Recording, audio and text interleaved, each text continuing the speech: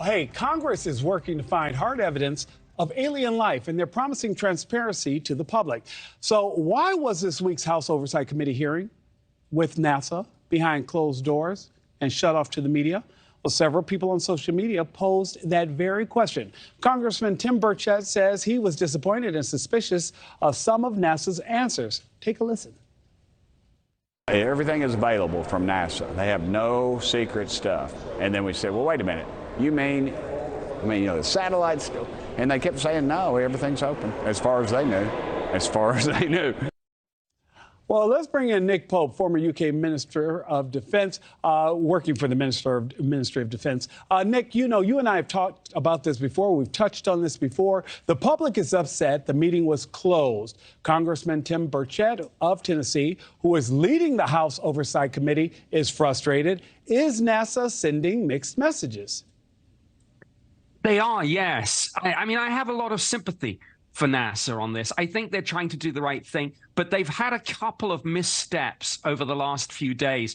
When they had their meeting to announce their report, they said they'd appointed a director of research, and then they refused to name him, and then they named him a few hours later because of the backlash. And then, of course, we had this session yesterday in the House Oversight Committee closed to the media and the public. Now, some sessions are closed, that's fine, but when your whole central point is about openness and transparency, yes, it absolutely sends mixed messages.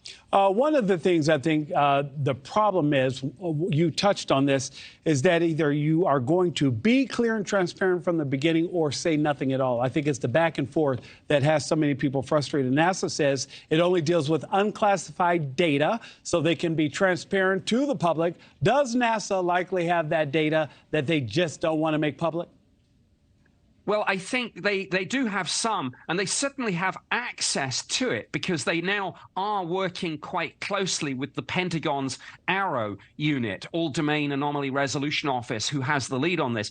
But this runs the risk of a classic left-hand, right-hand situation that NASA say that they're looking for UAP, they're looking for the evidence, they want to look at the data, but they say they're only going to look at the unclassified data, where all the time the DoD and parts of the intelligence community already have classified data that could help NASA. So it's going to take some very careful management to integrate that. And Nick, I'm glad you said that. I've got less than 30 seconds because we already know that some of the information is classified because they have some that is unclassified. How will that affect NASA as they move forward? Well, I think it's going to be a challenge, but I do think they've got to up their game a little bit on this and be open and transparent, as they've said they'll be. And the Pentagon has to do the same. Nick Pope, is there life out there? Yes.